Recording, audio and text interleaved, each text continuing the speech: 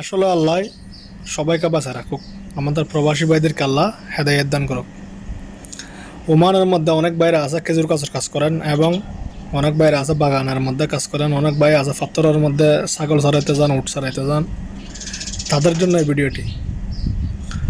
ওমানের মধ্যে এই কালো কিংকোপরা এগুলার কোনো সময় দেখা যায় না। এগুলা খুব কম এই দেশের মধ্যে, কিন্তু নাই বললেই চলে। কিন্তু হঠাৎ করে কিছুদিন একটা পাইছে, আজকে আর একটা পাইছে। এটা পাইছে যে আপনার পাথরের নিচে, ছাগল ছাড়াতে গিয়ে পাথরের নিচে এটা পাওয়া গেছে। কিন্তু এটা হচ্ছে অনেক বিষধর সাপ। আপনারা যারা খেজুর গাছের উপরে যারা কাজ করবেন, যারা খেজুর গাছের নেবাদ লাগান বা খেজুর গাছ শরৎ করেন, খেজুর গাছের খোঁজ কাটেন যারা, তারা অবশ্যই সাবধান থাকার চেষ্টা করবেন। এই সাপ দেখবেন আগে, সাপ দেখে তারপরে কাজ করবেন। কি জন্য এগুলার কামড় খেলে বাঁচার কোনো রেহাই নেই। আর যারা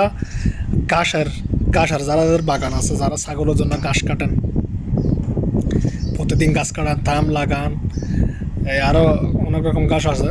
তো এই ঘাস বাগানে দেখবেন, ঘাস বাগানের মধ্যেও বসে থাকে।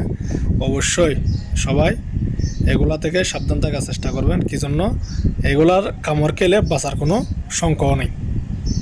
সবাইকে আল্লাহ হেদায়েত দান করুক, এই বিষয়টা জানাই দিলাম। কি জন্য যাতে সতর্কভাবে কাজ করা যায়। অনেক ভাই আছে তারা হুড়া করে কাজ করে, অনেক তাড়াতাড়ি কাজ শেষ করে দেয়। তাড়াতাড়ি কাজ করতে গিয়ে আরেকটা বিপদ এসে বসে থাকে। তার জন্য সবাই এগুলো থেকে দূরে থাকার চেষ্টা করবেন, এবং এইরকম সাপ টাপ দেখলে অবশ্যই দূরে সরে যাবেন, এগুলা থেকে অনেক দূরে থাকবেন। কি জন্য এগুলা আপনাকে লাফ দিয়ে কামড় দেওয়ার সম্ভাবনাও রয়েছে। সাবধান থাকার চেষ্টা করবেন। সবাইকে ধন্যবাদ। যারা বাগানে পাথরের কাজ করে, পাহাড়ের মধ্যে যারা ছাগল ছাড়াতে যান, যারা উট ছাড়ান, বা যারা বাগানের কাজ করেন, তাদের জন্য এই ভিডিওটি। আর যে যেখানে কাজ করেন, কাছাড়াও ধরার সময় যে যেখানে যান না কেন, অবশ্যই সাবধান থাকার চেষ্টা করবেন। সবাইকে আল্লাহ হেদায়েত দান করুন, সবাইকে আল্লাহ ভালো রাখুক, এগুলো থেকে আল্লাহ বিরত রাখুক, এবং সবাই আমার জন্য দোয়া করবেন। আমি আপনাদের জন্য দোয়া করি। ধন্যবাদ এবং আসসালামু আলাইকুম।